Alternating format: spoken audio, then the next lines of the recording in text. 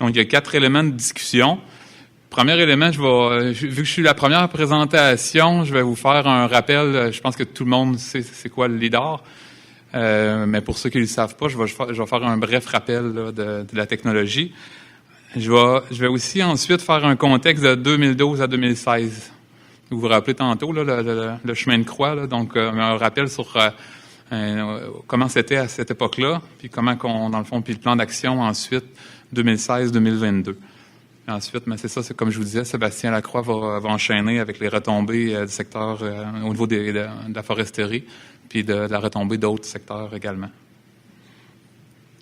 La technologie LIDAR. Donc, grosso modo, ce que vous devez savoir, c'est que c'est une donnée. On parle ici de LIDAR aéroporté, donc un LIDAR qui est posé sous un avion, qui, dans le fond, la force de cet outil-là, c'est sa possibilité de pénétrer le couvert forestier.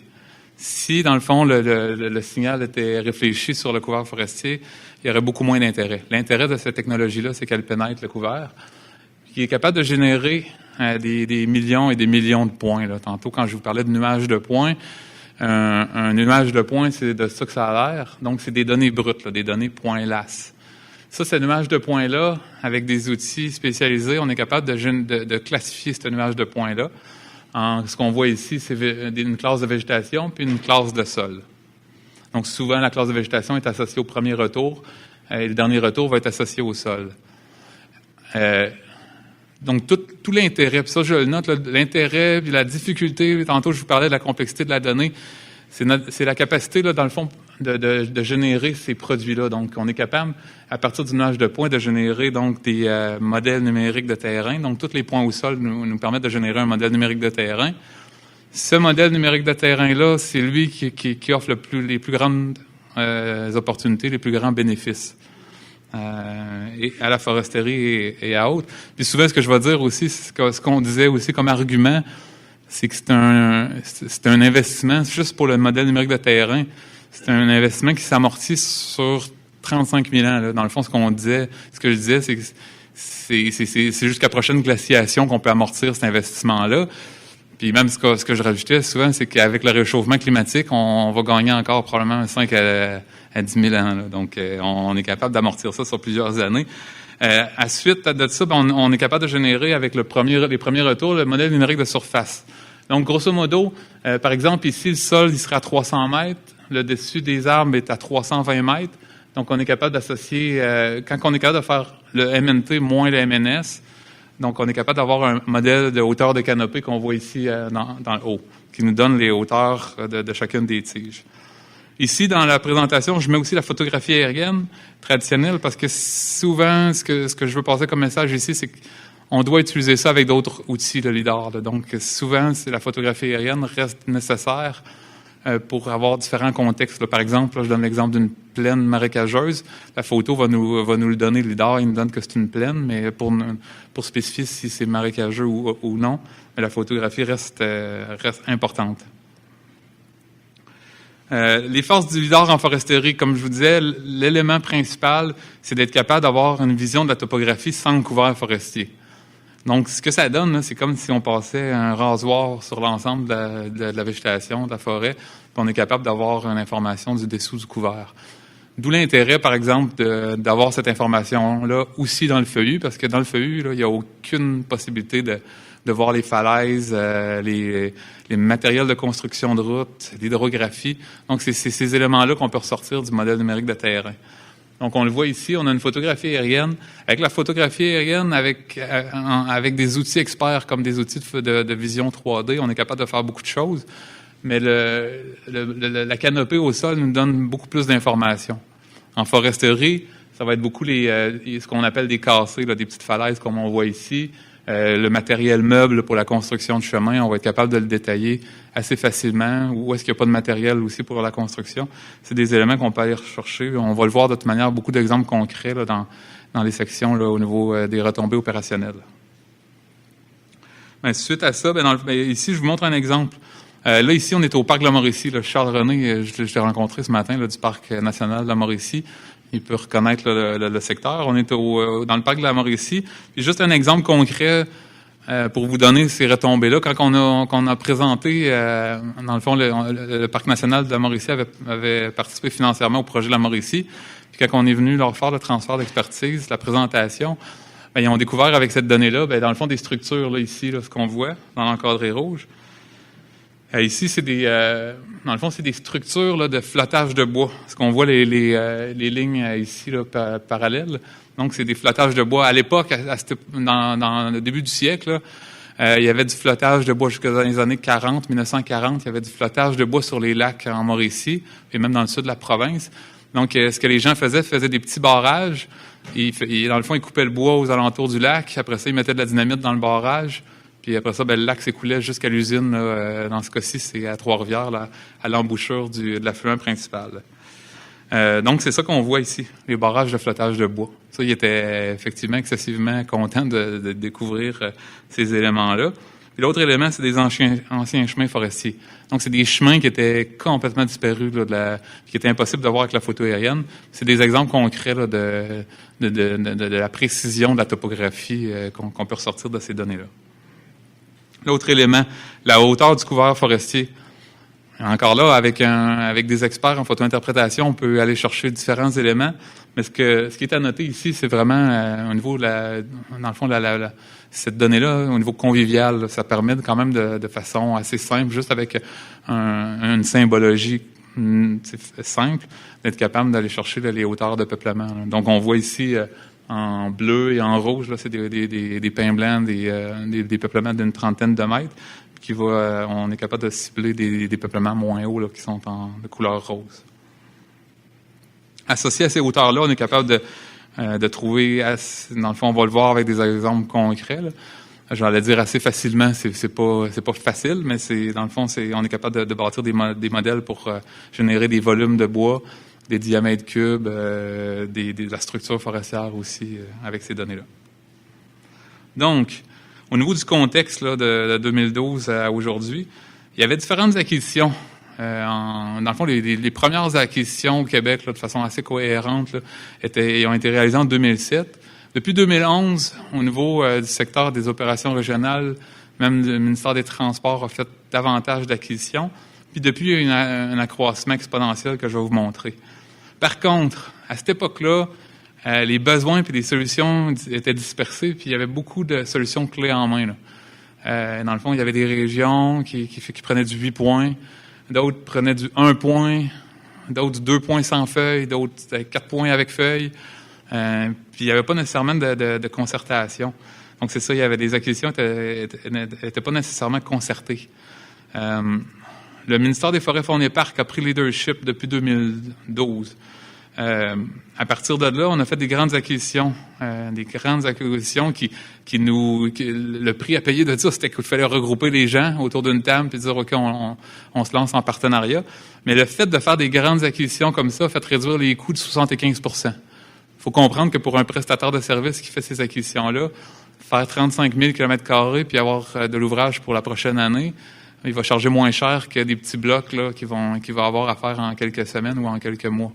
Donc, les prix étaient à la baisse pour ces raisons-là.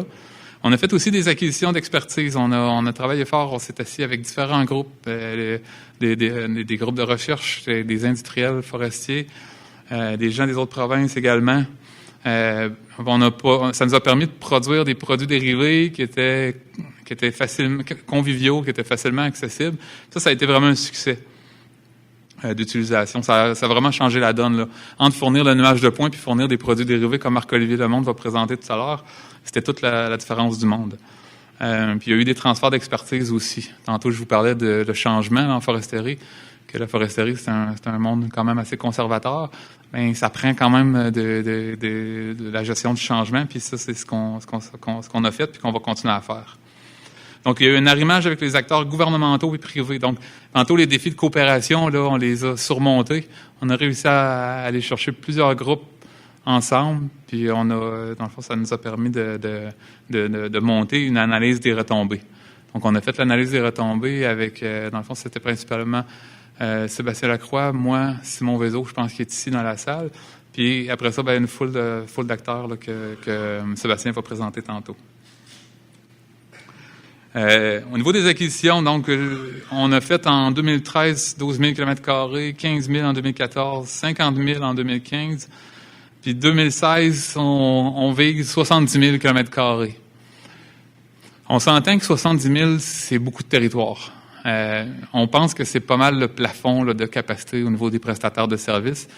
L'occasion de l'atelier est peut-être une occasion d'échanger avec vous pour statuer sur cet élément-là. Mais nous autres, on juge que 70 000, c'est pas mal un plafond d'acquisition. Puis dans le fond, jusqu'à maintenant, là, dans le fond, les partenaires, dans le fond, tout se faisait en partenariat financier avec les industries, les municipalités puis le gouvernement fédéral. Mais ça vise à être changé avec le financement que M. Brizard expliquait tout à l'heure. Donc, ce qu'on voit ici, la carte, c'est dans le fond, c'est le 200 000 km² déjà acquis au Québec. Là, donc, dans le fond, déjà couverts ou en contrat. Là, donc, ce qu'on voit en bleu, c'est toutes les zones qui sont déjà acquises, soit par la Direction des inventaires forestiers, par notre projet provincial, ou par des acquisitions d'opérations régionales de différentes régions du Québec, le ministère des Transports, Sécurité publique. Donc, on a tout mis en commun, puis c'est ce qu'on voit en bleu ici. En 2016-2017, avec l'initiative sur la Côte-Nord, on a fait l'acquisition sur 2 ans de la Côte-Nord presque au complet, donc ce qu'on voit en orange. Puis le contrat est signé pour la région de Québec, là, la région de la capitale nationale. Donc on a aussi une acquisition qui est prévue cet été. Donc le 500 000 km², ce qu'on voit, c'est toute la zone aménagée. Là. Donc notre couverture visée, c'est toute la zone d'aménagement forestier au Québec. L'objectif du mandat, donc si on tombe sur le plan d'action 2016-2022, c'est en lien avec ce que M. Brizard expliquait tout à l'heure. Donc, comme M. Brizard expliquait, on a un financement provincial qui va nous permettre de couvrir dans le fond, l'objectif ultime, c'est d'avoir le 500 000 km² couvert au complet. Par cette acquisition globale-là, au niveau de l'ensemble du territoire, on vise à maximiser les retombées pour la foresterie, mais aussi pour les autres secteurs d'activité. Vous allez voir tout à l'heure, quand Sébastien va venir, qu'il y a énormément de bénéfices pour d'autres secteurs d'activité. Pour atteindre ces objectifs-là, on vise à les atteindre en 3 volets.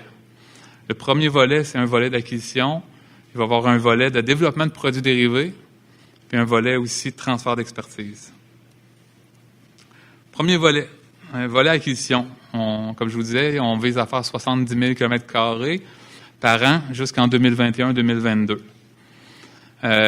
On vise à suivre un calendrier d'acquisition. On a un calendrier, là, dans le fond, on fait une cartographie écoforestière plus des placettes temporaires via notre inventaire forestier.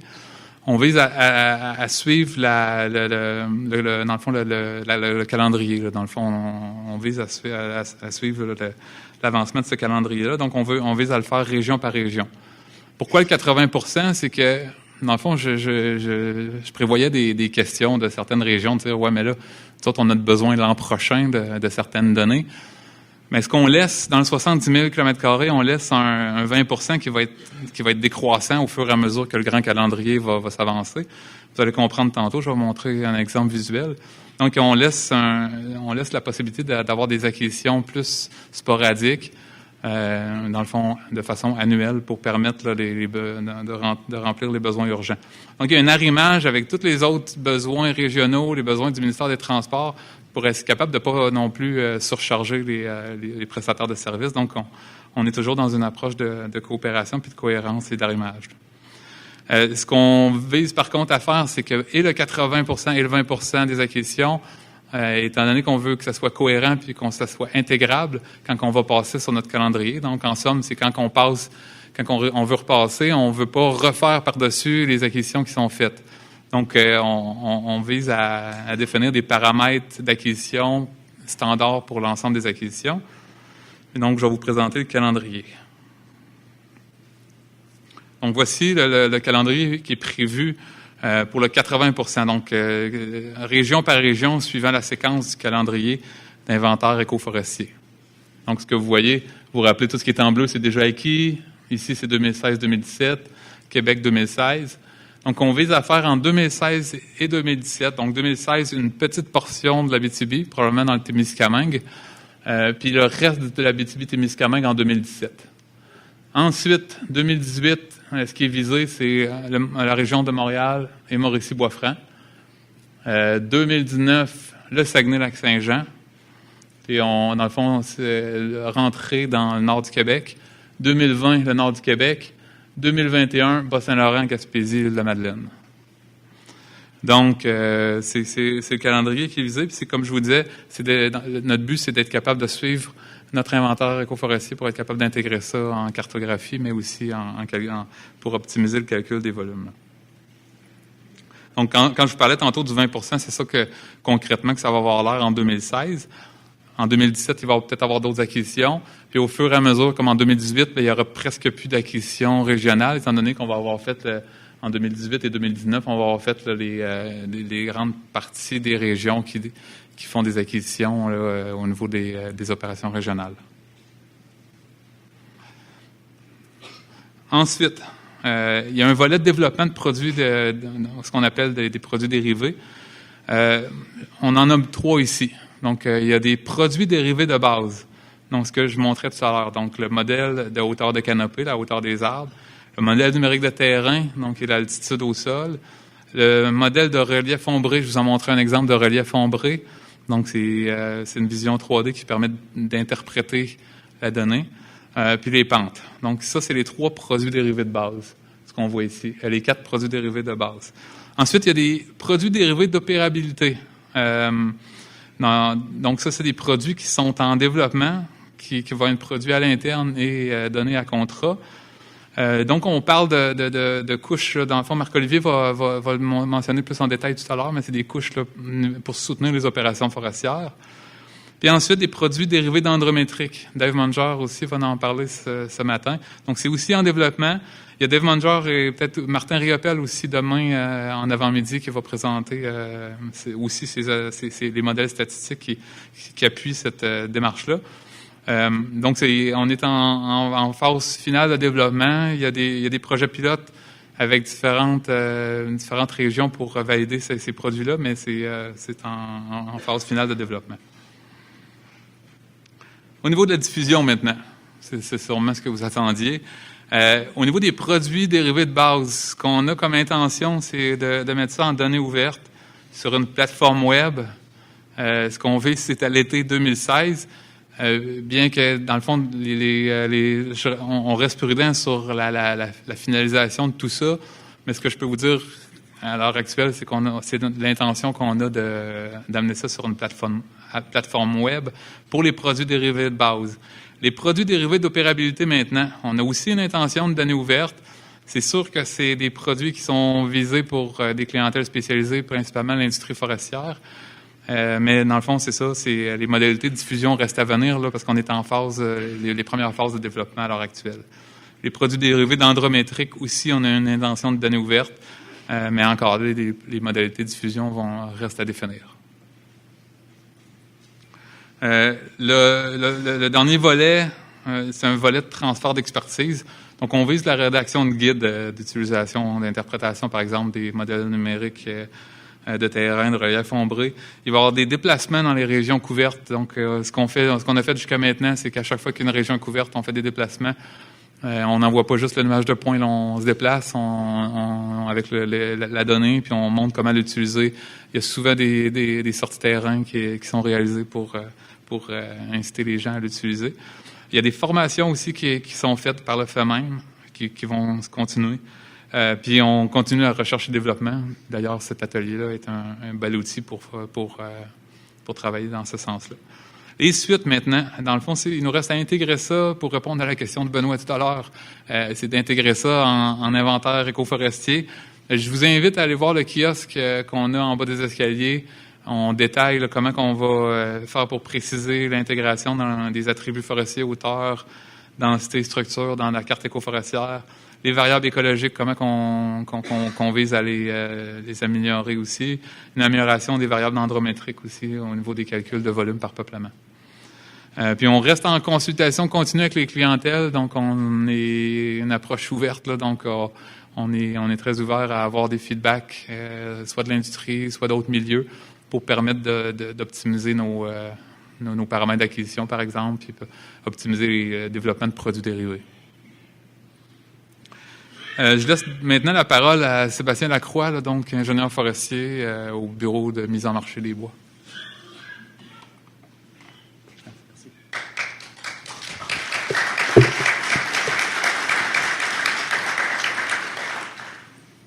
Donc, bonjour à tous. Merci, Antoine. Je suis très content d'être ici devant vous pour de vous parler de Lidar. C'est très motivant de voir une assistance aussi, une salle aussi bondée.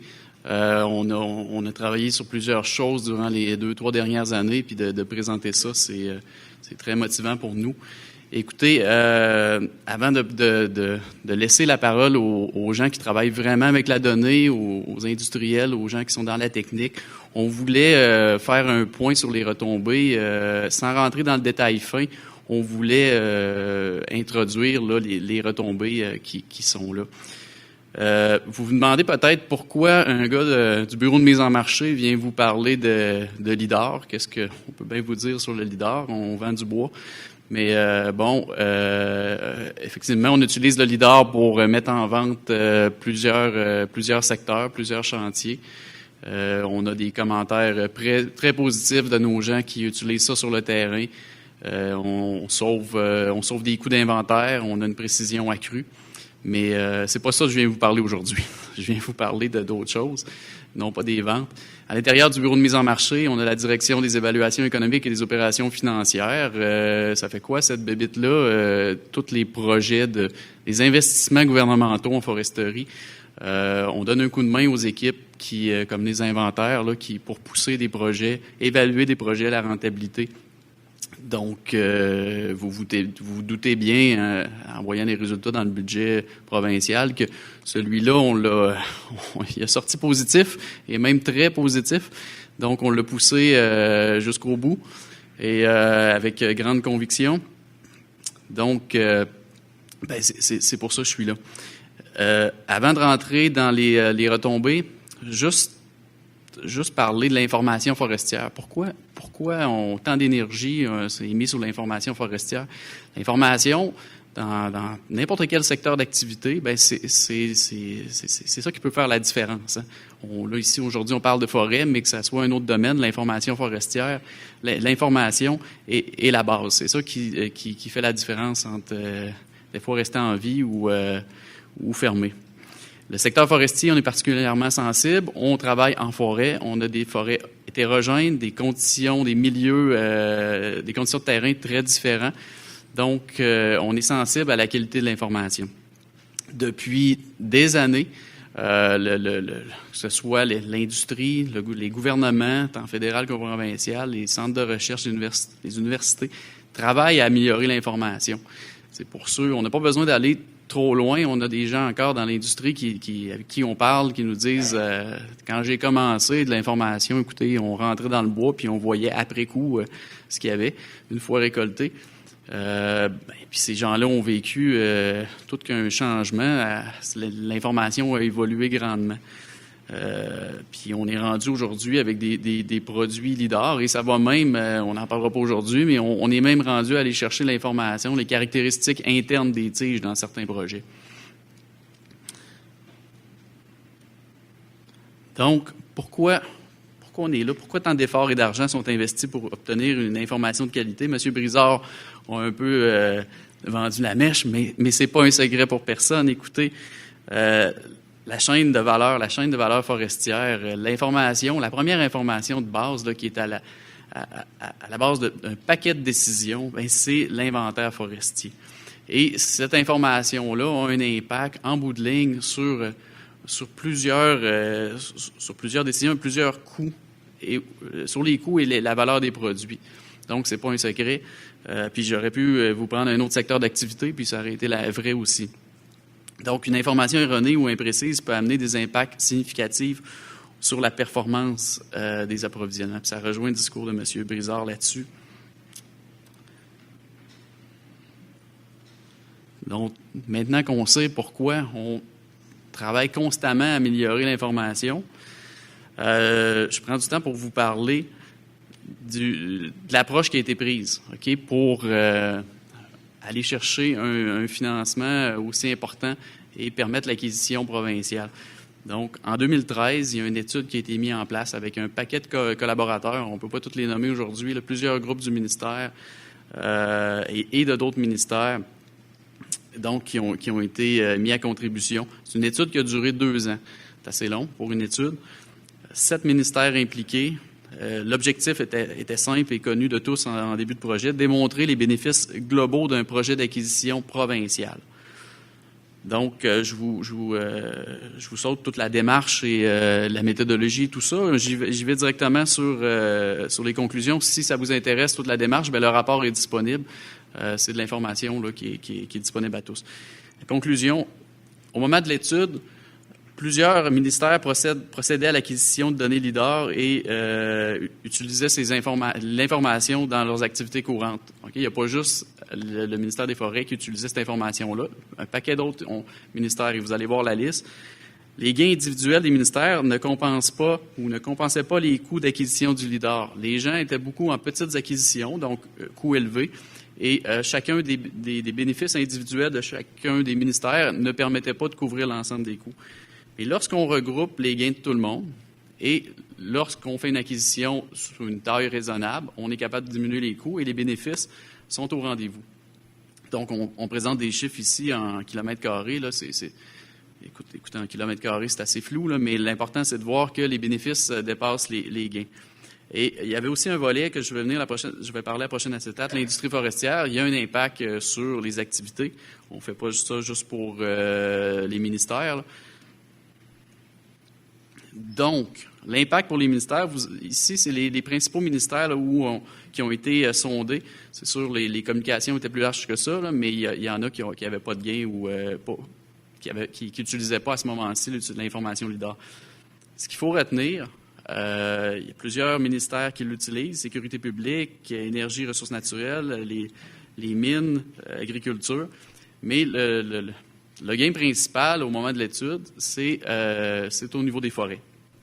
C'est là que les bénéfices étaient les plus élevés. Et je vais peut-être vous faire changer à la prochaine acétate parce que je vais vous présenter une autre étude ailleurs dans le monde. Mais au Québec, c'était au moment de l'étude, c'était les résultats. Au niveau de l'industrie forestière, bon, on a fait une approche un peu similaire. Il y a d'autres études qui ont été faites. Il y en a qui ont été faites par FP Innovation. Il y en a qui ont été faites à l'interne par d'autres entreprises. On a fait une étude en forêt boréale et ça a donné une économie potentielle qui se situe autour de 2 $ du mètre cube. On l'a ramené en dollars du mètre cube. Là, c'est plus parlant que des dollars du kilomètre carré. Économie potentielle de coût et gain de valeur. Et ici, ce que je dois vous dire, puis ce que l'industriel qui a fourni les données de planification veut que je vous mentionne, c'est un impact qui est variable. Okay? Nous autres, on a sorti le chiffre. C'est un impact qui est très variable en fonction du type de forêt. Vous êtes dans un exemple plateau de pin gris qui est très plat, qui n'a pas de difficulté terrain, où la planification ne changera pas. L'impact est plus faible. Vous êtes dans un site plus difficile, l'impact va être plus fort. Donc ça, c'est une chose. Conditions de site, la pente, l'habileté de la main-d'œuvre, c'est sûr. Chaque aménagiste, chaque personne qui fait la planification n'a pas les mêmes compétences. Et information connexe disponible, c'est-à-dire on part de où avec l'information? On part avec une information très imprécise ou on part avec une information qui est déjà intéressante. Donc, l'économie pour le gain potentiel pour l'industrie est fonction de toutes ces variables-là.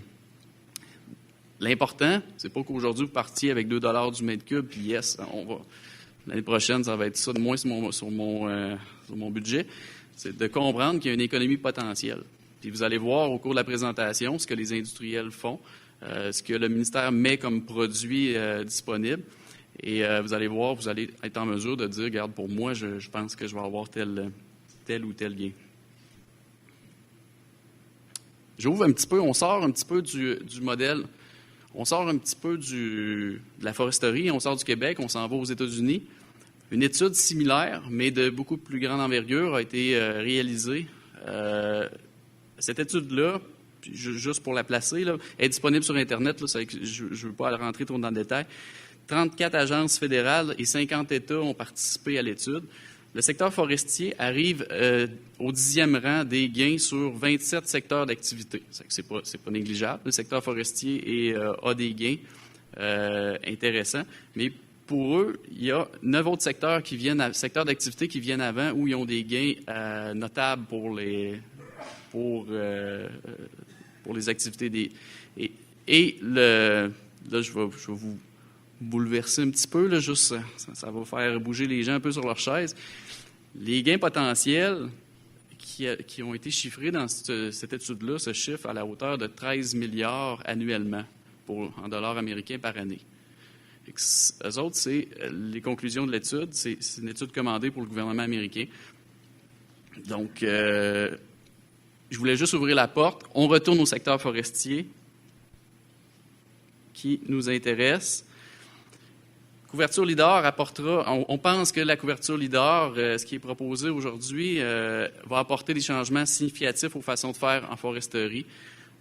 Les gens, puis là, j'ai vraiment appris l'expression que les gens qui l'utilisent nous rapportent. Là, une fois qu'on y a goûté, on ne veut pas revenir en arrière. C'est un peu la phrase, là, pas tout le temps dit comme ça, mais ce que les gens nous envoient comme signal, quand ils goûtent à ça, ils disent non, je ne reviens pas avec les cartes traditionnelles, là, tu ne montres pas ça. Là. C'est une mesure, on a parlé un petit peu, mesure peu vulnérable dans le dossier américain qui permet de favoriser la compétitivité de l'industrie du Québec. C'est pour ça qu'on l'a poussé. Mesure durable, on a parlé, les données sont bonnes jusqu'à la prochaine glaciation, données de sol, donc durable, ça prend tout son sens. Et également pour d'autres secteurs d'activité. Donc, comme conclusion, avec le budget 2016, le gouvernement du Québec a confirmé son appui fort à cette technologie en décidant d'investir pour faire avancer le Québec. Vous avez vu, et Antoine vous a introduit qu'il va y avoir des produits dérivés pour faciliter l'utilisation, puis vous allez voir des présentations. Maintenant, moi, ce que j'ai le goût de vous lancer, c'est êtes-vous prêts à embarquer avec nous dans cette nouvelle aventure? Nous autres, on y croit. Fait qu'on on pense qu'il y a quelque chose d'intéressant qui se cache là-dedans. C'est ce que j'avais à vous dire pour la présentation.